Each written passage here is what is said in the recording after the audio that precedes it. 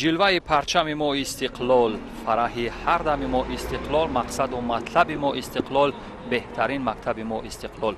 درود بر شما همدیران عزیز، مخلصان و هواداران ورزش‌های سنتی و قدیمی تاجیکان، پایگاه اسب دوانی یا چابک سواری. با مؤسسه دولتی نوروزگاه شهر دوشنبه خوش آمدید. منصب تو چیست؟ چوگان باختن، رخش زیر ران با میدان تاختن. ضمن تبریک استقلالیت دولتی جمهوری تاجیکستان شما را به این مکان برگزاری مسابقات پایگاه اسب‌دوانی بخشیده به جشن استقلالیت دولتی جمهوری تاجیکستان خوش آمد میگویم و بنده کریم خان بگمتوف طول دقایق پیشین با شما خواهم بود با پایگاه اسب‌دوانی که به آستانه این صحنه مهم تاریخی بخشیده می شود. یادآور میشم دوستان عزیز که با قرار رئیس محترم شهر دوشنبه رستم امامعلی و همچنین رئیس فدراسیون پایگاه و بزکشی جمهوری تاجیکستان شیر محمد شاهیان این مسابقات در آستانه تجلیل 32 سالگی استقلالیت دولتی جمهوری تاجیکستان برگزار می شود. پایگاه یکم قبول شد، جایی که 8 اسب میان هم رقابت میکنند و یادآور میشم که با شماره 1 گردون، با شماره 2 گستاخ، با شماره 3 گفته، با شماره 4 واژگون، با شماره 5 گرام، با شماره 6 نشانه، با شماره 7 گفتار و با شماره 8 برن در اینجا در حال رقابت کردن هستند. یادآور میشم که در اینجا اکثرا اسب‌ها از ناحیه خوالینگ از خوجگی دهقانی میر هستند و میان آنها یک اسب با شماره 6 با تخلص نشانه از شهر خوجند در اینجا رقابت میکند. اما آنچنان که میبینیم در گردش پایانی بسیار خوشتازانه شماره 6 7 و 2 در اینجا پیشتاز هستند. با شماره 6 به صفی پیش میبراید یا پیشتازی را ببینید اکنون مسافه خود و آنهایی که او را تعقیب میکند خیلی زیادتر میکند و فاصله چندان زیاد هم نباشد، ولی به هر نوع آنچنان که به نظر میرسد خیلی ممتاز هست، ماهر است نسبت به آنهایی که در اینجا حضور داشتند. به همین ترتیب شماره 6 رو کسی تعقیب کردن نمیتواند.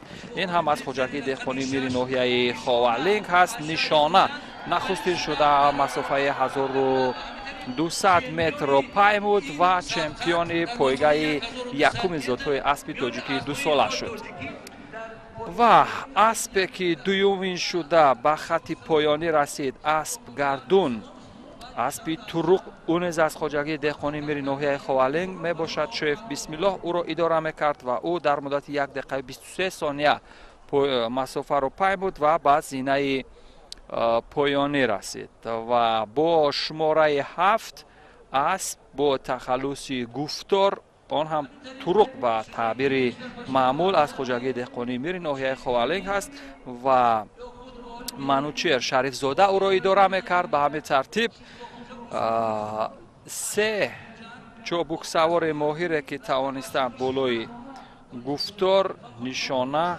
و گردون مهارت و استعداد خود را به نمایش بگذارند، توانستند که زینه های یکم و دوم و سوم افتخاری را از آن خود کنند. نشانه هم روی تصویر نزدیکتر به نمایش گذاشته می شود. اسبایی که بسیار چابک و ماهرانه رقابت کردند دوستان عزیز و این همان نشانه هست که چند قبل هم گفتم. نوارهای آهسته را میبینیم از همان لحظه اول از نوار فضایی. کارگردان ما هم یک تصویر جالب منظور کرده و این هم همان نوار فضایی هست که مشاهده میفرمایید. واقعا خیلی ماهرانه تصویربردارهای ما نیست در بخش کارگردانی بسیار خوب کار کردند و تصویری که واقعا خوب به نظر می رسید. به همین ترتیب در پایگاه اول آنچنان که یادآور شدم 1200 متر را پیمودند اسب‌ها و به همین ترتیب پایگاه اول رو هم دیدیم و یادآور می شوم دوستان عزیز که با غالبان جام، مدال، افتخارنامه و تحفه های مالی که аз сӯи мақомоти иҷроияи ҳокимияти давлатии шаҳри душанбе ва ҳамчунин федератсияи пойга ва бузкашии ҷумҳурии тоҷикистон таъсис дода шудааст ба ғолибон тақдим карда мешаванд ва пас аз чанд лаҳза акнун хоҳем дид ки ба ғолибон тӯҳфаҳо тақдим хоҳанд шуд. ва ёдовар мешавам ки муовини раиси шаҳри душанбе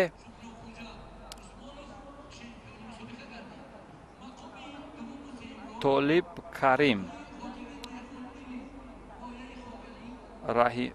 раҳимҷон толиб карим раҳимзода толиб карим мазарат ба ғолибон медалҳоро тақдим мекунад. дӯстони азиз, ва як бори дигар ёдовар мешавам ки бо шумораи 6 аст бо тахаллуси нишона ки ӯро шукруллоҳ хоҷа усмонов чобук савор буд, бо шумораи 1 гардун ӯро бисмиллоҳ шоев идора мекард ва бо шумораи 7 гуфтор бо чобуксавории манучер шарифзода зинаҳои аввалу дуюм ва сеюмро аз они худ карданд.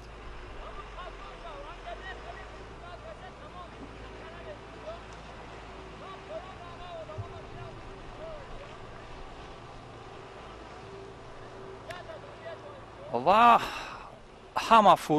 ҳама фирӯзии мо истиқлол рӯзи мо, рӯзии мо истиқлол бод зебо, ватани номии мо рамзи хушрӯзии мо истиқлол. парчамат бодо парафшон тоҷикистон, ватани соҳиби истиқлоли кулли тоҷикону тоҷикистонёни рӯи олам. ба пойгаи дуюм таваҷҷӯҳ мекунем дӯстони азиз, ҷое ки қарор ҳаст дар пойгаи дуюм 4 асп ба рақобат бипардозанд. онҳое ки рӯи тасвир аз наздик мушоҳида мекунед, як бори дигар ҳам пеш аз он ки ба такоғоз ё ҳамон ба таъбири старт машина мерасанд, ёдовар мешавам баъзе аз онҳо чандон одат накардан ба старт машина ворид шуданд ва ҷойгузин шудани онҳо ба старт машина якам вақт мегирад. баъзе аз онҳо ки натавонанд, онҳоро бо дастури сардовари мусобиқот ба аз канори старт машина ба рақобат иҷозаи сабқат хоҳанд дод. бо шумораи 1 сармат аз муҳаммад саидов аст, бо шумораи 2 сарбаланд аспи анушервони рустам ҳаст ки ӯро фирдавс саломов идора хоҳад кард. бо шумораи 3 самарқанд он низ аспи анушервони рустам ҳаст ва соҳиба азизова ӯро идора хоҳад кард. ва бо шумораи 4 бошад расвет аспи анушервони рустам. 3 аспи анушервони рустам дар инҷо рақобат хоҳанд кард. дӯстони азиз, фирдавс саломов бо шумораи 2 сарбаландро идора мекунад. ончунон ки ба назар мерасад рақобати бисёр наздик миёни сарбаланд ва самарқанд. дар пойгаҳои гузашта низ ончунон ки медидем, ҷое ки сарбаланд ва самарқанд ҳунарнамоӣ мекунанд, зинаҳои якуму дуюм миёни ин ду аспи чобук тақсим мешавад. ва пойгаи дуюми зоти аспҳои ахалтекинӣ аст, яке аз аспҳои машҳур ва номӣ ва ҳамчунин ҷаззобу хушхарид дар дунё ҳастанд. ин аспҳо хеле ҳаводорон, алоқамандони зиёд доранд ва ончунон ки мебинем сарбаланд бо фосилаи хеле зиёд якумин шуда ин ба хати поёнӣ ё ба марра мерасад ва бо фосилаи нисбатан зиёдтар ӯро таъқиб мекунад самарқанд.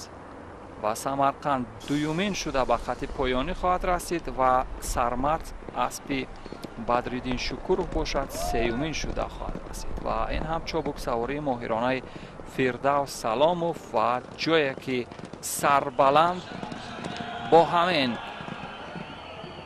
чобуки ва бо ҳамин маҳорати воло нахустин шуда ба хати поёнӣ мерасад сарбаланд ва натиҷаи 1200 метро дар муддати 1 дақиқаю 21 сония мепаймояд ва дуюмин шуда ба хати поёнӣ мерасад самарқанд. самарқанд бошад масофаи 1200 метро дар муддати 1 дақиқаю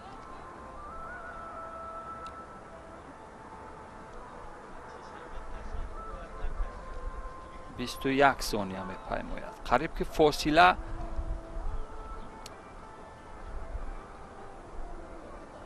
1 دقیقه و 22 ثانیه، فاصله 1 ثانیه رو در بر میگیرد. و در اسبی که سیومین شده به خط پایان رسید، سرمت اسب بدرالدین شکوروف او مسافه 1200 متر را در مدت 1 دقیقه و 24 ثانیه پیمودند. به همین ترتیب یادآور بشم یک بار دیگر دوستان عزیز که در پایگاه اسب دوانی که بخشیده بر روز جوانان تاجیکستان برگزار شده بود در سنه 20 مای سال جاری، در آنجا هم سربلند جای اول رو گرفته بود و سمرقند زینه دوم رو اشغال کرد و آنجا گالین واگن یک اسب دیگر بود که در زینه سیوم ایستاد. گالین واگن که از شهر خوجند پیشنهاد شده بود و یک بار دیگر یادآور میشم که نتیجه نشان داده سربلند نسبت به پایگاه گذشته که در پایگاه گذشته همین مسافه رو پیموده بودند، قریب که فرقیت خیلی زیاد است. یعنی نتیجه نشان داده سربلند فعلا خوبتر است و تحفه ها را تقدیم میکنند به والیبال رکتور دانشگاه تربیه جسمانی تاجیکستان به نام جوان پهلوان سید مومین رحیموف شودی سفروف. و یک بار دیگر یادآور میشم که جای سیوم نصیب محمد سعیدوف شد که سرمت رو اداره میکرد. جای دوم نصیب صاحب عزیزова شد، صاحب عزیزова که بالای اسب با تخلص سمرقند بود، اسب انوشیروان رستم. و در جای اول فردوس سلاموف مدال طلا به گردن او آویخته خواهد شد و فردوس سلاموف سربلند رو اداره میکرد و خود فردوس سلاموف هم چابک سوار هم مربی اسب هم هست. به همین ترتیب غالبان آنچنان که گفتم جام و افتخارنامه و تحفه های مالی از سوی مقامات اجرایی حکومت دولتی شهر دوشنبه و فدراسیون پایگاه و بزکشی جمهوری تاجیکستان تقدیم می‌شود و اینها هم دانشجویان دانشکده تربیت جسمانی تاجیکستان هستند که خیلی مخلص اشدی ورزش هستند و آنها قریب در هر نوع ورزش ها واقعا صمیمانه پرچم سه رنگ تاجیکستان روی دستشان است و مخلصی میکنند.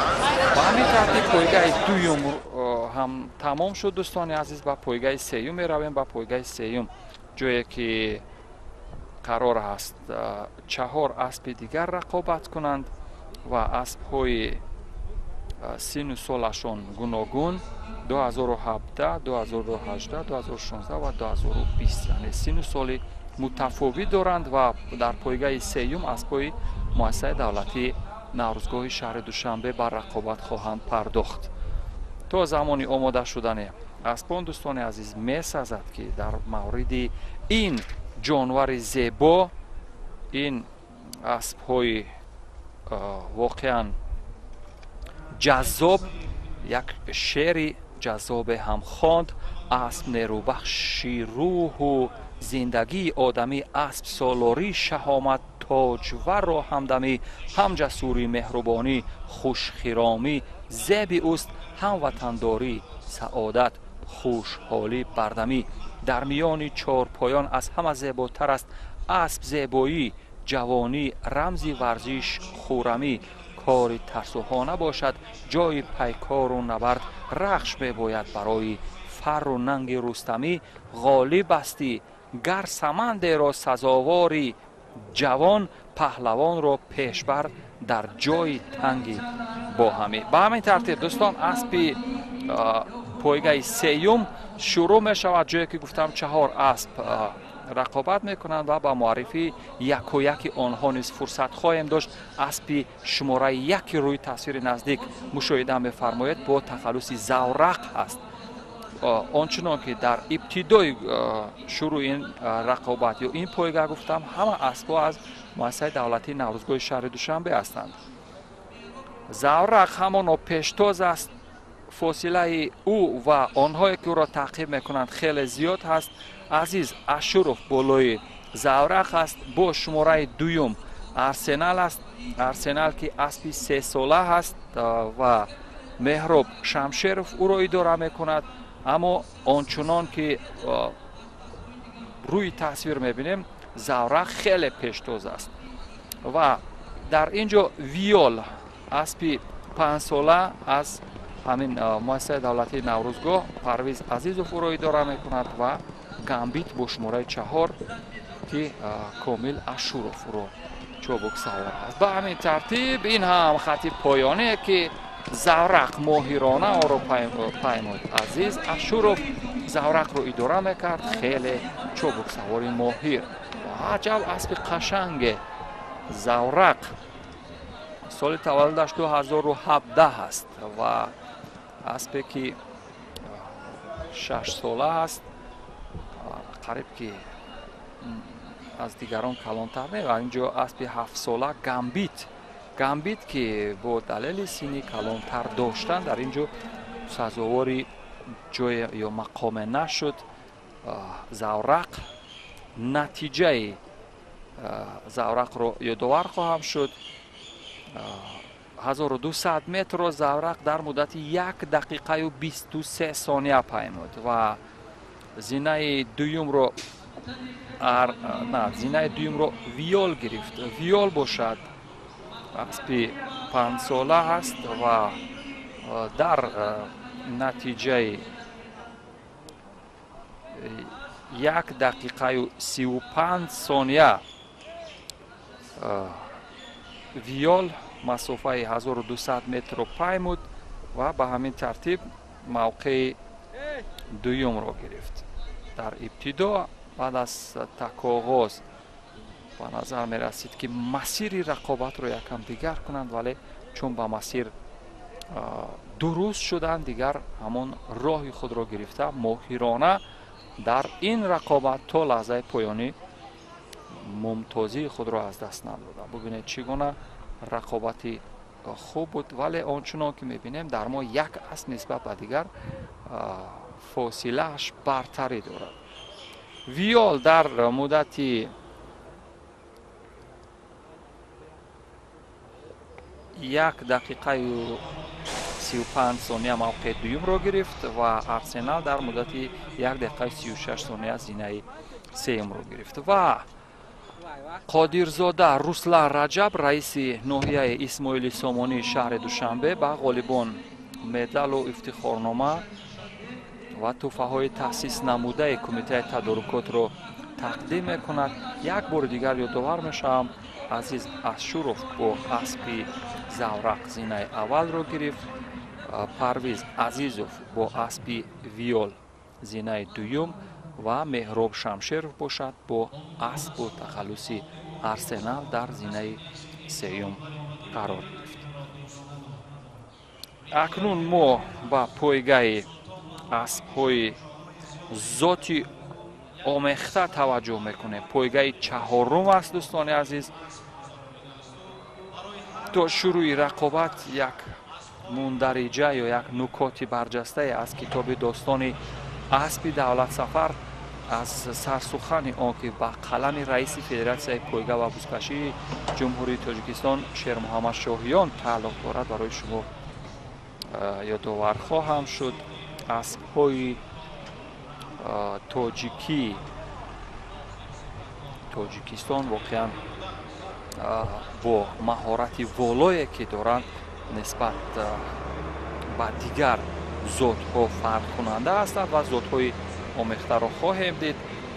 ва халқи тоҷик аз даврони қадим ба парвариш ва нигоҳубини асп ароқи беандоза дошта тавонистааст зоти аспҳои тоҷикиро ба вуҷуд оварда машҳури олам гардонад. ҳатто тибқи анъана аҷдодони мо мекӯшиданд ки ба фарзандонашон шиноварии аспдавонӣ, чавгонбозӣ ва тирандозиро омӯзонанд. воқеан این نکاتی برجسته جوانمردی بود که از قدیم در گویم هسته این ملت توجیک ذکر شده است در ابیات بزرگان.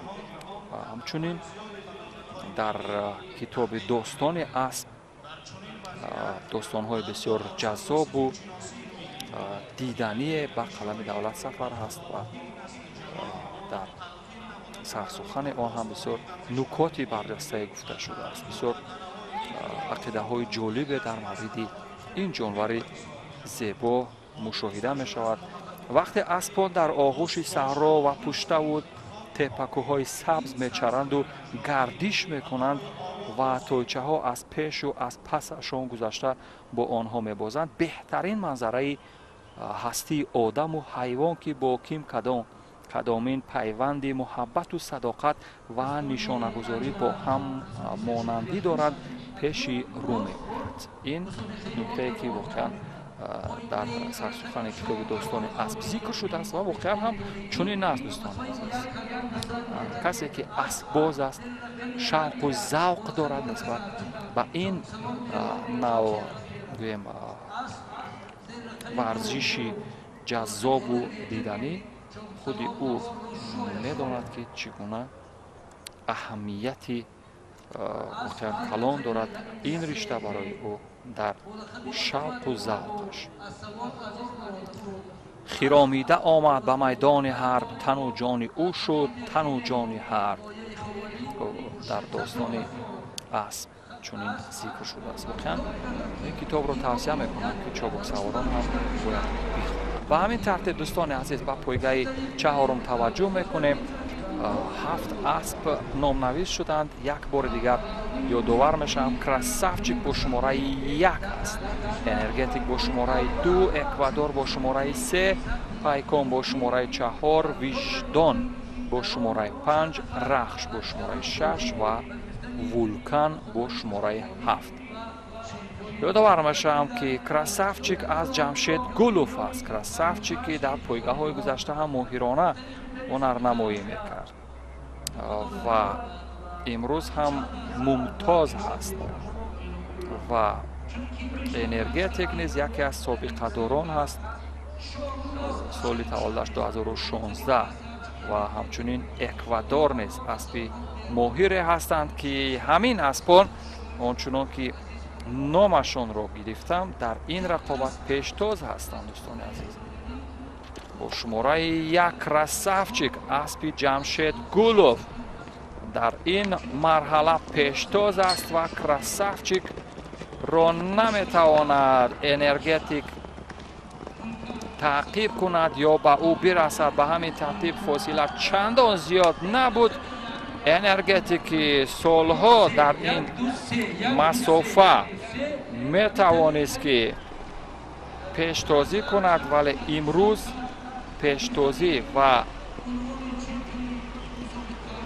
گویم مهارتی والا نصیب کراسافچیک شد. کراسافچیک یادآور میشم که در پایگاه گذشته زینه دوم را گرفته بود، ولی این مرتبه در زینه اول قرار میگیرد. کراسافچیک نتیجهش هم خوبتر هست. در پایگاه گذشته در مسافه 1400 متر اشتراک کرده بود و در مدت 1 دقیقه و 38 و 4 ثانیه مسافه معین شده را پیموده بود و 1200 متر را اکنون در مدت 1 دقیقه و 20 ثانیه طی میکند و کراسافچیک موقع اول رو میگیرد. کراسافچیک واقعا به نام خودش شایسته است. خوش سلیقه.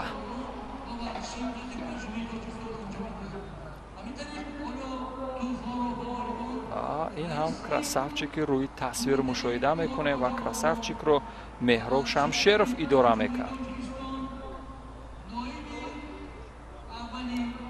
و انرژتیک هم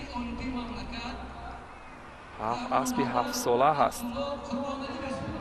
اگرچه 7 ساله هست ممتاز و سری حال به نظر میرسد به تعبیر аз ҳамон лаҳзаи аввал пештозӣ бар суди красавчик буд ва то лаҳзаи поёнӣ тавонист ҳамин пештозии худро нигоҳ дорад.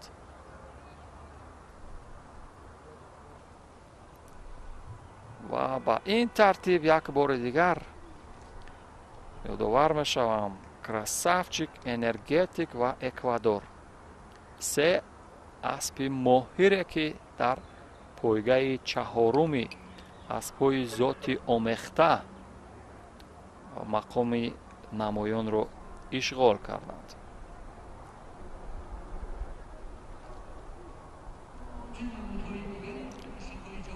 акнун ба ғолибон дӯстони азиз, раиси кумитаи кор бо ҷавонон ва варзиши назди ҳукумати ҷумҳурии Тоҷикистон Раҳмонзода Абдулло Қурбоналиғ медалу ифтихорнома ва ҷомро тақдим хоҳад кард. як бори дигар ёдовар мешавам ки ҷои сеюм насиби Азиз Муродов бо аспи Эквадор шуд. ҷои дуюм ба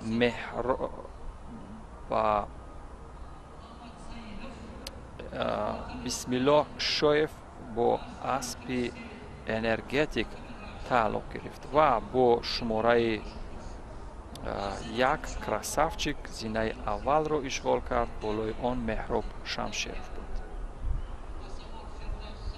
ҳумоюн бод, истиқлоли тоҷик, дили аз фахр моломоли тоҷик. зимни табрики ҷашни истиқлол ба ин ғолибон низ пирӯзияшонро муборак мегӯем ва ба пойгаи баъдӣ меравем. дӯстони азиз, ҷое ки қарор аст пойгаи боз зоти аспҳои омехта рақобат кунанд ва ин пойгаи панҷум ҳаст. дӯстони азиз, пойгаи панҷум рӯи тасвири графикӣ ҳам мушоҳида фармудед. дар ин ҷо бо шумораи як асп бо тахаллуси адмирал ӯро Азиз Муродов идора хоҳад кард. бо шумораи ду Стела ӯро Муҳаммад Саидов чобуксавор ҳаст ва бо шумораи чаҳор секретариат Фирдавс Саломов идора хоҳад кард аспи Рустам Ҳасанзода ва бо шумораи 5 главком аз ноҳияи Ховалин Хуршед Сатторов ӯро идора хоҳад кард. Хуршед Сатторов ки яке аз собиқадорон ҳаст дар риштаи чобуксаворон, шояд яке аз пиртарин иштирокчиён бошад.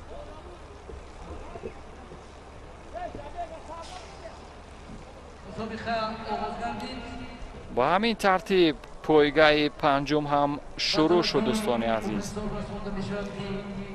чаҳор асп иштирок доранд.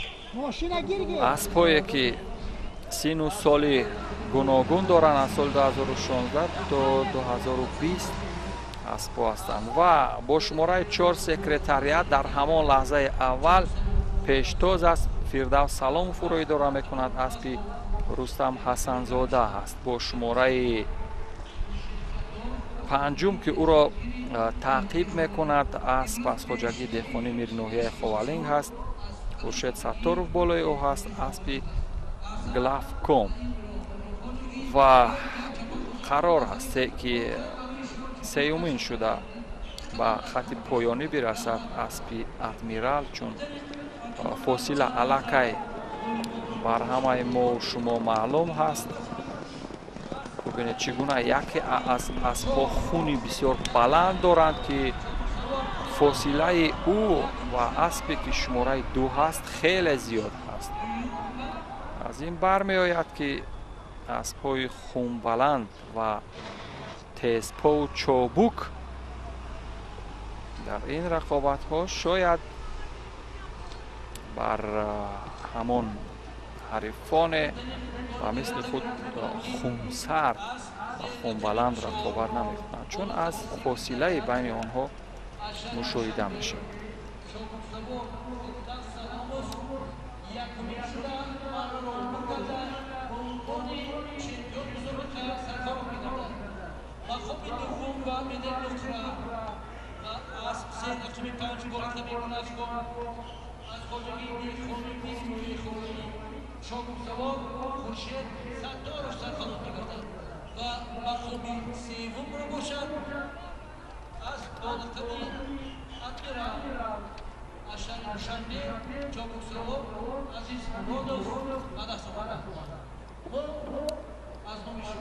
ҳамин тавр дӯстони азиз наворҳои оҳистаро як бори дигар тамошо мекунем. мебинем ки аз ҳамон масофаи 50 ё 80 метрӣ рақобат буд ки пешдозии секретариат бар аъло шуд.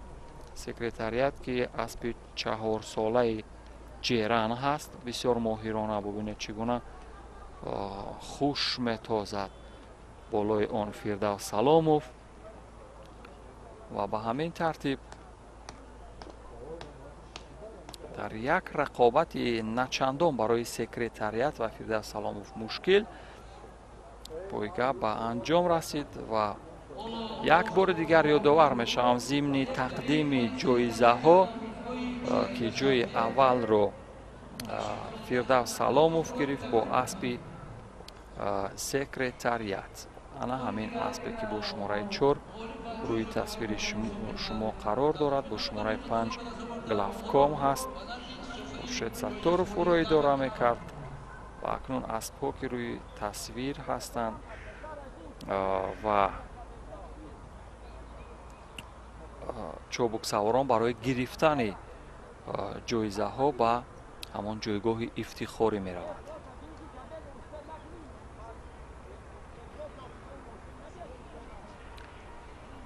ва як бори дигар ҳам ректори донишгоҳи тарбияи ҷисмонии Тоҷикистон ба номи ҷавонпаҳлавон Саидмир Раҳимов Шодӣ Сафаров ва ҳамчунин директори муассисаи давлатии наврӯзгоҳи шаҳри Душанбе Рашидзода Ҳикматуллоҳ Исроил ба ғолибон медалҳоро тақдим мекунанд ва барои шумо ҳам якояки онҳоро ёдовар шудам. як бори дигар хоҳам гуфт, чун месазад ки ғолибонро табрик гуфт ва аксаран ҳамин чобуксаворон қариб ки бо як ҳастанд, яъне як теъдоди муайяни чобуксаворон ҳаст дар пойгаҳои аспсаворӣ ки қариб дар ҳар як пойга иваз мешаванд. ба ҳамин тартиб Фирдавс Саломов ҳам дурахшон буд бо секретариат зинаи аввал, Хуршед Сатторов бо главком дар зинаи дуюм ва ҳамин тартиб Азиз Муродов бо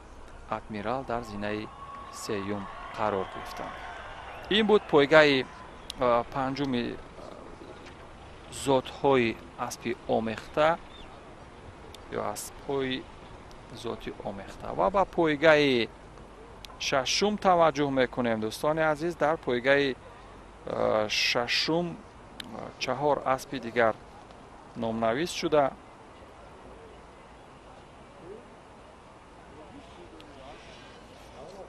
ва боз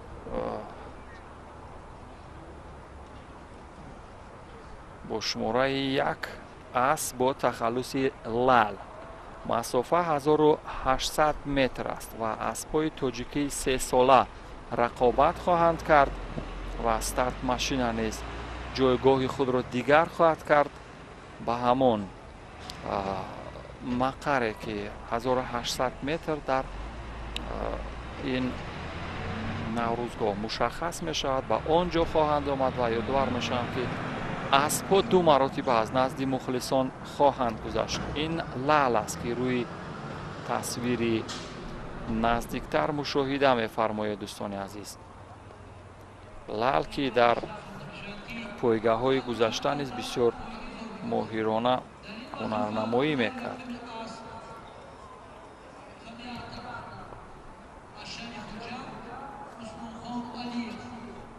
ва дар баробари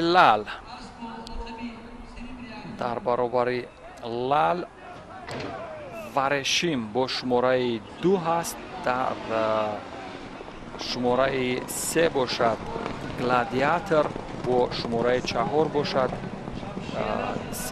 серебрини. аспҳои 3 сола ҳастанд ҳамаи онҳо ва бубинед чӣ гуна بسیار در مسافه نزدیک و فاصله بسیار نزدیک با هم رقابت میکنند که این بسیار خوب است. یک سبقت اسب‌های انگلیسی رو به یاد میارد، اما در اینجا یکی از آنها از اسب میافتد. دوستان عزیز یادآور میشم که آن هم اسب ای بود سیدالیف بود، سربرینی که آن رو هارون سرداروف اداره میکرد. شاید از اداره اسب برآمدن نتوانست و از بالای اسب دررفتید. و سه اسب دیگر که رقابت دارند به نظر میرسد که ماهرانه به خط پایانی برسند. الکی نصف مسافه طی شد، شاید 900 متر از مسافه طی شد. به همین ترتیب پیشتازی همان بر سود لال هست، لالی که با شماره 1 او را مهراب شمشیروف اداره میکنند. گردش آخر را هم میپیمایند و به همین ترتیب فاصله میان دو اسبی که در زینه قرار است دوم و سوم قرار بگیرند چندان زیاد نیست، ولی گلادیاتور از یک سوی دیگر هم ماهرانه در حال تعقیب کردن ورشیم هست. ورشیم از خواجگی دهخانی میری ناحیه خوالینگ هست و گلادیاتور باشد اسبی اعظم خان الیف از شهر خوجند هست. و به همین ترتیب مهراب شمشیروف ماهرانه اداره میکند لال رو. لال اسبی انوشیروان رستم هست دوستان عزیز که ببینید چگونه ماهرانه در 1800 متر هم تا خط پایانی دوید و نخستین شده با گرفتن موقع اول سرافراز شد.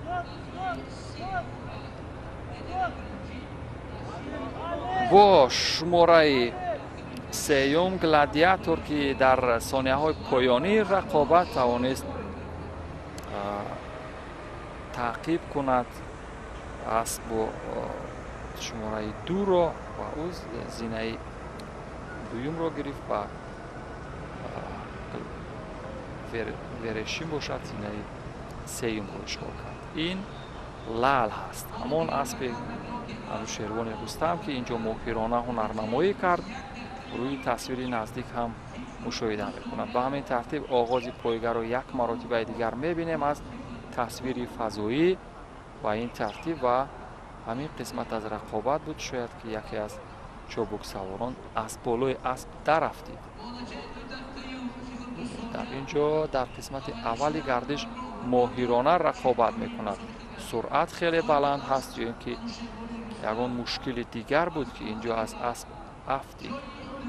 انا همینجا است گمان میکنم، انا همینجا بود که از اسب دررفتید. روی تصویر هم به نظر میرسد.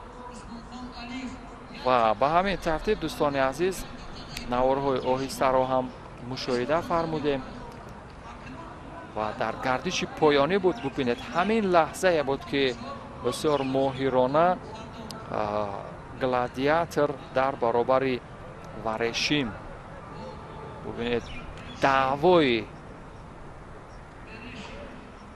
دعوای گرفتن یکی از مقام ها را کرد و بالاخره توانست.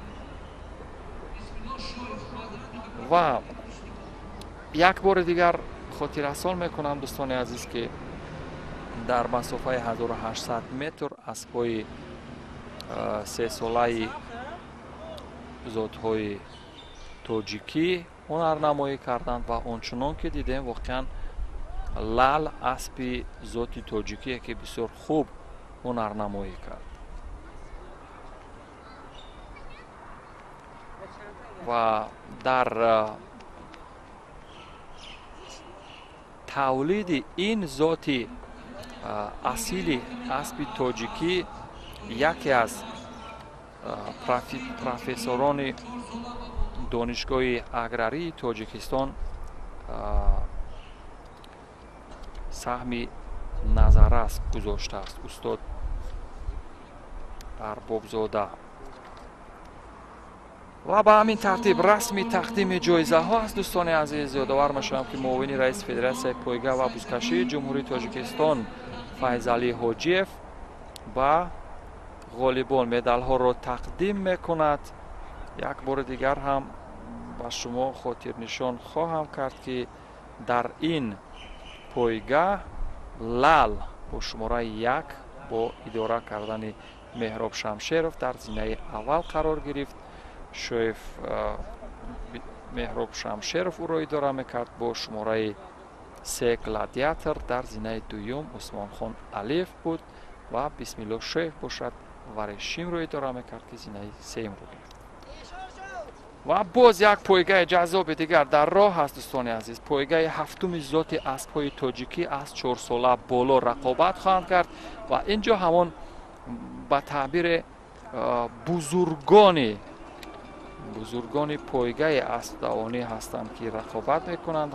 مسافت 2000 متر است و دو پایگاه مسافت 2000 متری داریم دوستان عزیز.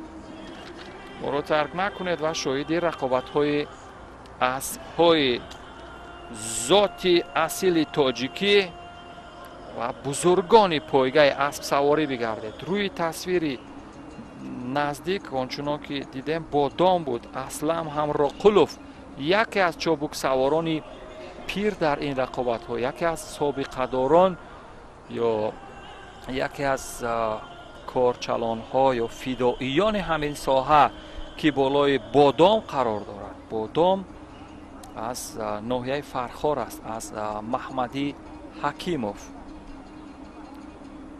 و اسب های از 4 ساله بالا گفتیم اکثرا تولدشون 2019 است و یکی از آنها 2020 سنگتوریان 2020 است تولدش که او را فردوس سلاموف اداره خواهد کرد. پایگاه قبول می شود دوستان عزیز. یک بار دیگر یادآور می شوم در لحظه های اول بادام ببینید اکنون سرعت می افزاید از سمت راست 2 و 3 چابک سوار ماهر دیگر از بین بسیار ماهرانه هنرنمایی میکند و به همین ترتیب یادآور میشوم که یک بار دیگر با شماره 1 رزگرام از خواجگی دهقانی میری ناحیه خوالینگ، با شماره 2 بادام از محمدی حکیموف از ناحیه فرخار، با شماره 3 ریزا از قابل جان محمودوف از شهر خوجند، با شماره 4 گولنگ از خواجگی دهقانی میری ناحیه خوالینگ، با شماره 5 سنتوریان از رستم حسنزاده از شهر دوشنبه فردوس سلاموف را اداره خواهد کرد. و اکنون قسمتی میانه پایگاه یا همان 2000 متر است، شاید 1000 متری پایگاه پیموده شد. آنچنان که میبینیم اسلم همراقلوف در حال گذشتن است با تخلص رزگرام هست. خیلی عالی رزگرام که او را منوچهر شراف‌الدینوف اداره میکند. اکنون نسبتا قفاتر میماند. بادام خیلی ماهرانه به نظر میرسد که بادام از رقابت فصل گذشته در آستانه جشن روز جوانان تاجیکستان خیلی توسعه یافته. ببینید فاصله بادام و چند اسب دیگر که از قفای او هستند زیادتر می شود. یادآور می شوم که هم سنتوریان یکی از مدعیان بود و همچنین رزگرام که در رقابت های گذشته هم از خود مهارت و استعداد خوب بر جای گذاشته بودند و امروز باشد به نظر می رسد که نصیب زینه اول بر بادام هست با اسلم همراقلوف یکی از چابک سواران ماهر و شناخته تاجیک که سینش نسبت به همه چابک سواران در اینجا کلانتر است. این چهره که روی تصویر میبینه اسلم همراقلوف هم مربی همین اسب است، هم او را چابک سواری میکنه. در پایگاه گذشته پیشتازی نصیبش نشده بود یا مقام نگرفته بود، ولی این بار اکنون بخت برایش خواهد گرفت. در پایگاه گذشته خیلی نزدیک بود برای تعقیب ولی یک هم نرسیده بود با تعقیب، ولی امروز اسلم همراقلوف بالای بادام بسیار خوش درخشید و نخستین شده 2000 متر را نسبت به دیگر اسبان ماهرانه پیمود و به همین ترتیب ما هم تبریک میگوییم کل این هواداران و دوستداران ساحه اسب سواری رو و یک بار دیگر خواهیم دید از مسافت باز بالا تصویر برداری ما نیز بسیار فضای خوبی را توانسته نوار برداری کند یا روی پرده نوار بیارد.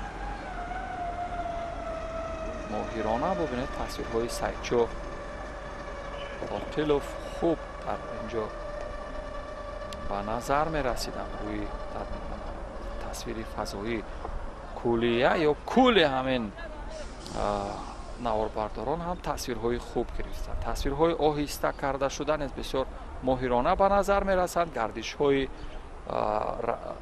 پایگاه را هم مشاهده می فرمایند دوستان و می بینید که کی چگونه رقابت میکرد. در لحظه های اول آنچنان که به چشم می رسید بادام یکم قفاتر بود، اما در قسمت نصف زیادتر پایگاه سرعتش افزوده شد و به همین ترتیب توانست که تا لحظه پایانی فاصله خود و دیگر اسب‌های مدعی برای رسیدن به زینه اول رو پشت سر بگذارد و مقام اول رو بگیرد.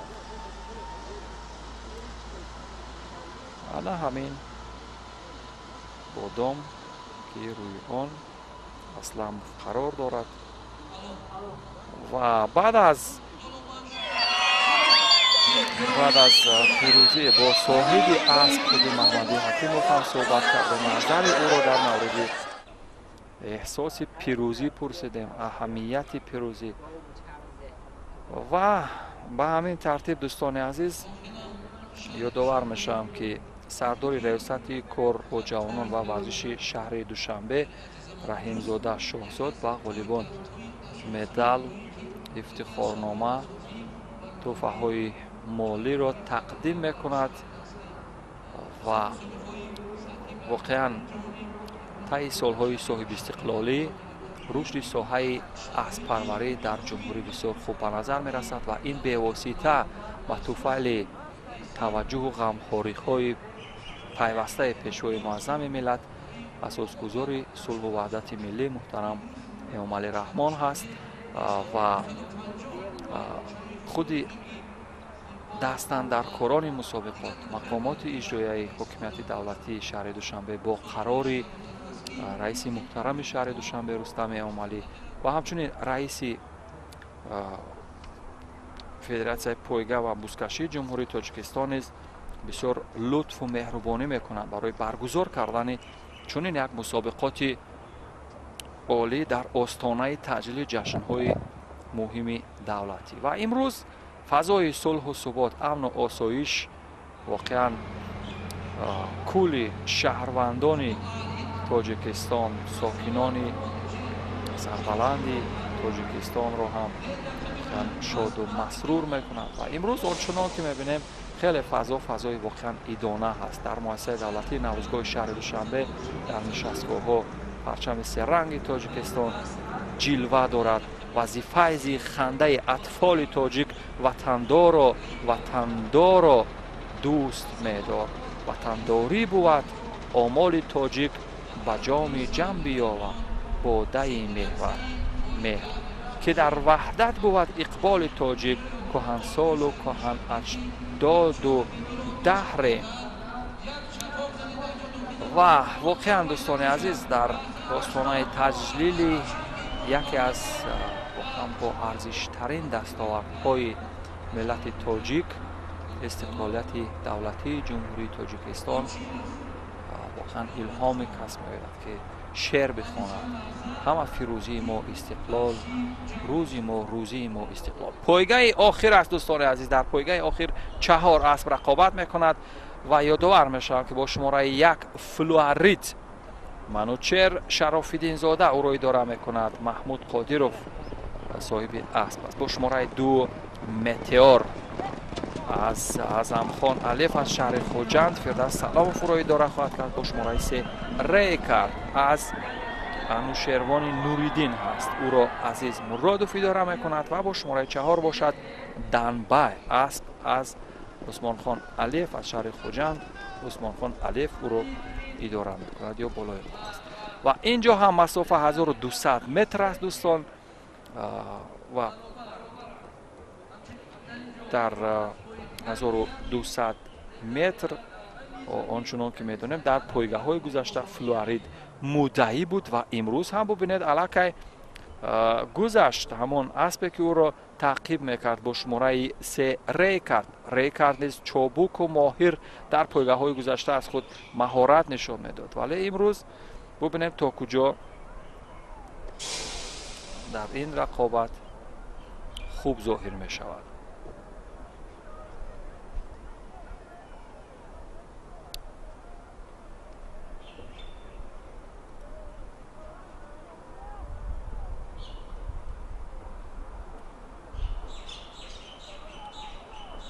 زینور پاک استقلال سراپا ما درخشانیم، برای خودشناسی ها قدم مردانه میمانیم.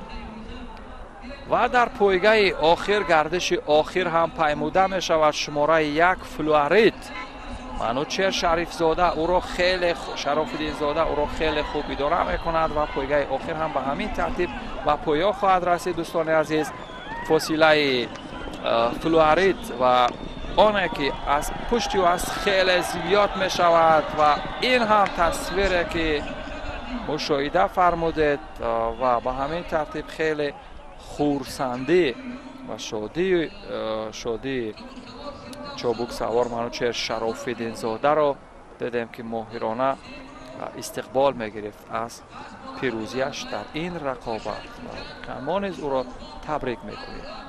زندگی در وطنم آزاد است، نفس دل به تنم آزاد است، میزند بال و بود بالیده، معنی هر سخنم آزاد است.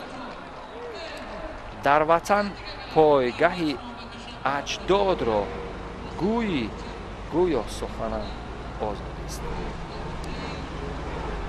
و پایگاه آخر را هم تماشا کرده دوستان عزیز. ضمن تبریک ورزشکاران خوشطالع و چابک سواران ماهر، واقعا ما هم به نیایش استقلال میپردازیم دوستان عزیز. این شکرگزاری و استقلال میهن سجده آرم، نمازم را بدنگاهش گذارم، میخوانم وصف و استقلال تاجیک که هست آن هدیه پروردگارم. ببوسم پرچم سبزی وطن را، خزان دل رود آیت بهارم، شبانگه باده ماهش بنوشم، صباحش باد داروی خمارش. واقعا در وصف استقلال و آزادی شاعران، نویسندگان، متفکران ما خیلی خوب گفتند. شهادت نامه من شاهنامه است، وطن آغاز سبز روزگارم، خراسان سخن را شاعر بود، چی فردوسی بگوید زفتخارم. در وصف استقلال هم دوستان عزیز شاعران معاصر ما هم بسیار خوب سرودند. نور است به دیدگان ما استقلال، زور به تن و روان ما استقلال. یک ملت بسیار سربلند و آزاده تاجیک امروز جشن استقلال را تجلیل خواهد کرد از 32مین سالگی و این مسابقات نیز به همین مناسبت برگزار شد.